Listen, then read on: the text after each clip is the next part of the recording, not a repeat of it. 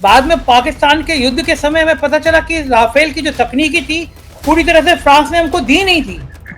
Rafale का विवाद खत्म नहीं हुआ कि तेजस के गिरने की खबर ने भारत को फिर शर्मिंदा कर दिया। अब इससे अंदाजा लगा सकते हैं इन्होंने उस चीज की ठीक से जांच नहीं की, भेजने से पहले सुनिश्चित नहीं किया, कितनी बड़ी दुर्घटना हुई, कितना बड़ा अपमान हुआ। और जो ये जो पूरा पूरा प्रपंच रचा हुआ है ना, विकसित भारत विकसित भारत विकसित भारत, ये तेजस विमान नहीं ढहा है, मतलब इनका विकसित भारत का प्रपंच ढह गया है। और जब भारत पाकिस्तान से युद्ध हुआ पता चला राफेल ने पूरी तकनीकी हमें नहीं दी, तो फिर अनिल अंबानी क्या मूंगफली बेचने गए थे, आज तक देश को नहीं पता। तेजस ही क्रैश नहीं हुआ, भारत की साख भी क्रैश। यहाँ पे जो राफेल गिरे हैं या गिरा है, मैं नहीं जानता हूँ एक गिरा है कि दो गिरे हैं। मैं मान लेता हूँ कि एक विमान गिरा है, तो हमारे सीडीएस ने भी माना है उसमें है, तो ऑपरेशन सिंदूर के दौरान।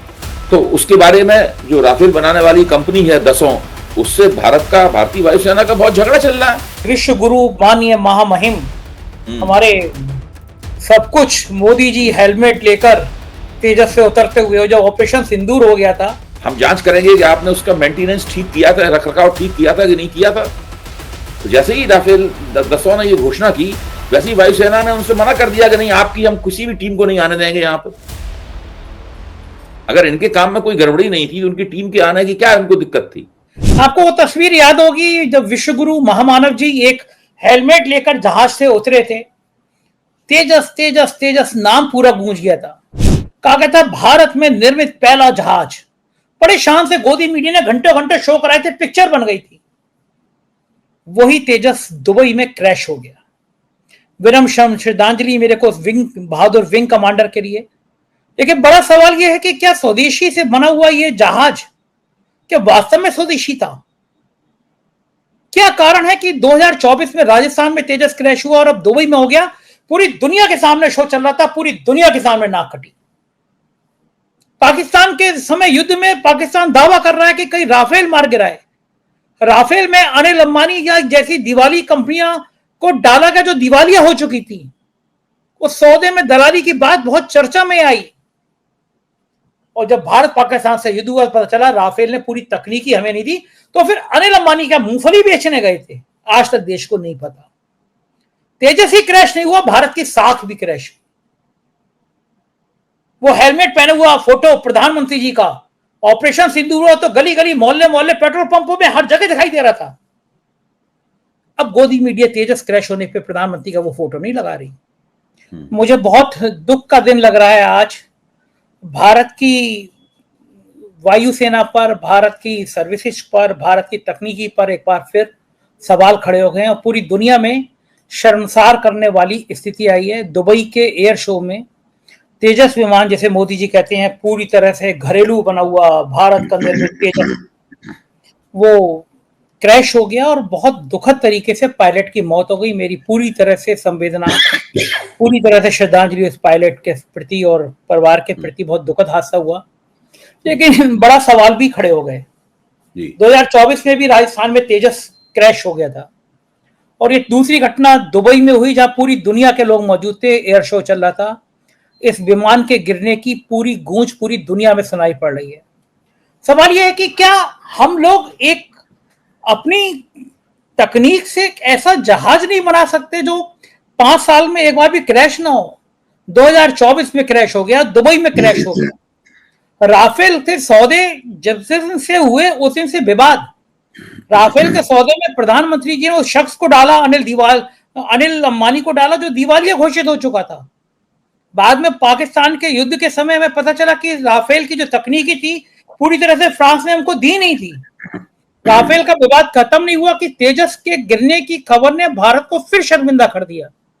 कर क्या रहे हैं हमारी सरकार, हमारे रक्षा मंत्री जी, हमारा पूरा तंत्र? क्या जहाज में तेजस में कमी थी? गिरा कैसे, क्रैश कैसे हुआ? और इसके गिरने के बाद भारत की साख पे क्या वाकई में सवाल खड़े हुए या नहीं हुए? आपका क्या मानना है जी? अब है क्या कि तेजस के गिरने से जो नुकसान हुआ है वो तो अलग है। पहली बात तो मैं भी आपके साथ इस दुख में शरीक हूं कि उसमें वायुसेना के एक पायलट की जान चली गई। दूसरे, मैं इस दुख में भी शरीक हूं कि वायुसेना की प्रतिष्ठा को भी इससे धक्का लगा है और अगर उसमें से कुछ हिस्से पूरी तरह भारत में ही बने हुए हों तो आपको और भी मौका मिल जाता है इसका दावा करने का कि ये भारत में बना है। अब आप एक एक करके सुनिए तेजस के पूर्ण स्वदेशी होने का रहस्य क्या है। तेजस का जो एयर फ्रेम है जिसमें कंपोजिट विंग्स होते हैं वो हिंदुस्तान एरोनॉटिक्स में बना है, उसको आप कह सकते हैं कि ये स्वदेशी है। इसी तरीके से fly by wire flight control system जो है वो एडीए ने विकसित किया है, भारतीय संस्थान है, उसको आप कह सकते हैं कि स्वदेशी है। इसका जो मल्टी मोड रडार है वो भी भारत के अंदर बना हुआ है। इसके अंदर कुछ कंप्यूटर के डिस्प्ले संबंधित कंप्यूटर लगे हुए हैं वो भी भारत के बने हुए हैं। इसका जो ईडब्ल्यू सूट है वो भारत का बना हुआ है। इसका जो लैंडिंग गियर है, कुछ एग्जीक्यूटर हैं, कुछ और छोटे छोटे हिस्से जो है हाइड्रोलिक हिस्से वगैरह हैं वो भारत के बने हुए हैं। अब आप बताइए, ये तो बहुत ऐसी चीजें हो गई जो कि असली चीज होती है विमान की इंजन। ये तो वही बात हो गई कि हमारे पास एक कार है, मतलब जो है आप कह रहे कार में हमारे ये फीचर्स हैं, मतलब लेकिन इंजन क्या है? मुख्य तौर पर तो आप कार इंजन को देख के खरीदते हैं ना। तेजस का पूरा का इंजन जो GEF404 IN20 है, इसको MK1 बोलते हैं, और एक दूसरा इंजन है GEF414 INS6 बोलते हैं, इसको MK1A बोलते हैं, वो पूरी की पूरी तरीके से अमेरिका से आयातित है। पूरा का पूरा इंजन जो है वो अमेरिका से इंपोर्ट किया गया है। अब आपने हिंदुस्तान में बने हुए कुछ कलपुर्जों और इंजन, विदेश से मंगाए गए इंजन और कुछ महत्वपूर्ण रडार सिस्टम को मिला के भारत के अंदर एक विमान बनाया। आपकी जो टेक्नोलॉजिकल एफिशिएंसी है, जो आपकी प्रौद्योगिकी क्षमता है, वो कितनी कमजोर है इसका अंदाजा लगाइए। उसको भी आप ठीक से नहीं बना पाए। वो भी एक बार अभी राजस्थान में क्रैश होगा, जब राजस्थान में क्रैश हुआ होगा तो क्रैश रिपोर्ट मिली होगी, उसकी जांच की गई होगी। जैसे इस बार जब क्रैश हुआ तो वायुसेना ने उसका एक कोर्ट बैठाया है जांच के लिए। उस वक्त भी वायुसेना ने कोर्ट बैठाया होगा जांच के लिए उसकी, मुझे याद नहीं है उस वक्त की बात, चर्चा तब भी हुई थी काफी। लोगों को उससे कोई फर्क नहीं पड़ता कि आपने भारत में बनाया है कि आपने अमेरिका से इंपोर्ट किया है, आपने कहां से इसका गियर लिया है, कहां से इंजन लिया है, कहां से मिसाइल कंट्रोल सिस्टम है, इससे दुनिया को कोई फर्क नहीं पड़ता। आप इससे अंदाजा लगा सकते हैं इन्होंने उस चीज की ठीक से जांच नहीं की, भेजने से पहले सुनिश्चित नहीं किया, कितनी बड़ी दुर्घटना हुई, कितना बड़ा अपमान हुआ। और जो ये जो पूरा प्रपंच रचा हुआ है ना कि विकसित भारत, विकसित भारत, विकसित भारत, ये तेजस विमान नहीं ढहा है, मतलब इनका विकसित भारत का प्रपंच ढह गया है। अमेरिका का नंबर आया, अमेरिका ने कहा कि बस ये घड़ी को सूरज के एंगल पे तरफ दिखा दीजिए, 1 सेकंड के अंदर ये चार्ज हो जाएगी। लोगों ने वाह क्या बात है। चीन का नंबर आया, उन्होंने कहा कि अंधेरे में भी चाहे सूरज हो चाहे चांद हो, इधर दिखा दीजिए, हम ये पुर्जा डाल लें, ये चार्ज हो जाएगी। लोगों ने कही तो कमाल की क्रांति हो गई। जापान का नंबर आया, उन्होंने कहा बस हाथ में पहन लीजिए, दिमाग क्या कह रहा है ये बता देगा।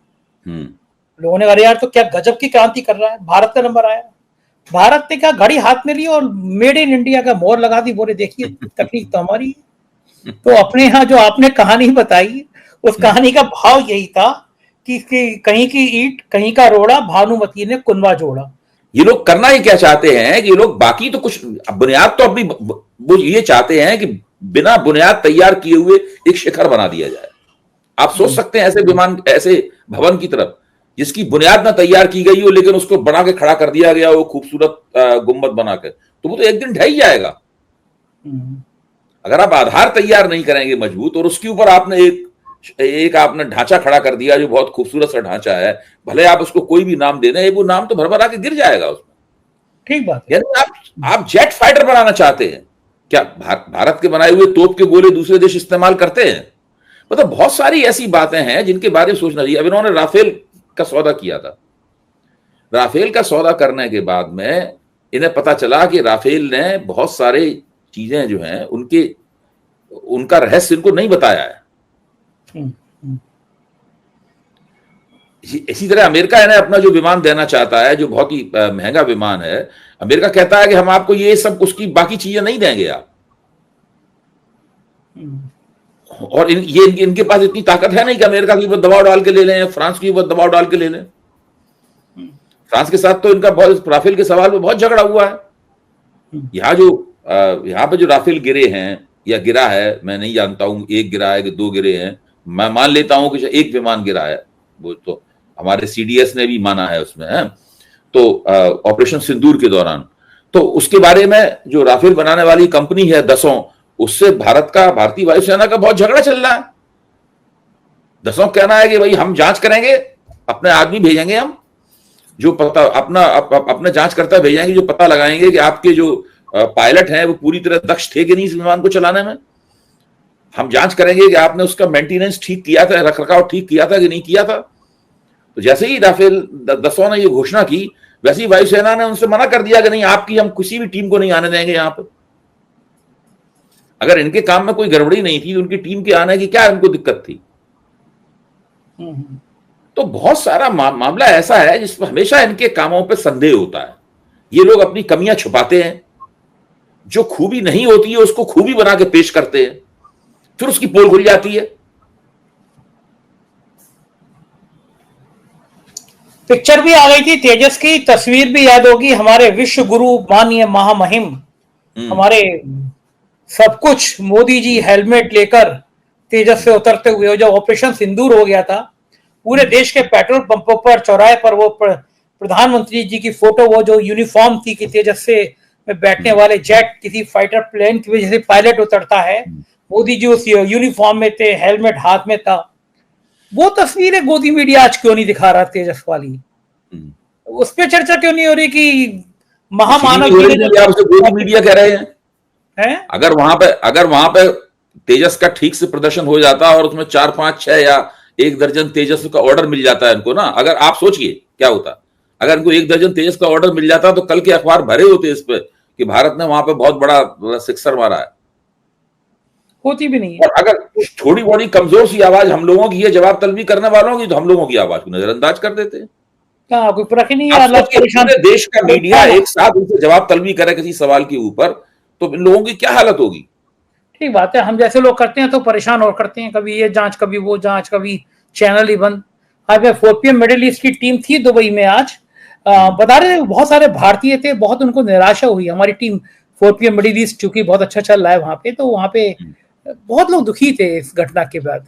खैर, मतलब क्या किया जाए, मैं साफ कर देना चाहता हूँ, मैं ऐसा नहीं है कि मैं कोई बहुत प्रसन्नता पूर्वक ये सब आलोचना कर रहा हूं। तो लगता ही है अपने देश की साख खराब हो। मैं अगर मोदी जी कहते नहीं आप इसको स्वदेशी मान लीजिए, मैं मानने को तैयार हूं। मैंने मान लिया, चलिए स्वदेशी था। मोदी जी कह रहे हैं इसको पूर्ण स्वदेशी मानो, मैं पूर्ण स्वदेशी मानने को भी तैयार हूं। आप भी मान जाएंगे तो हमें कोई दिक्कत नहीं है।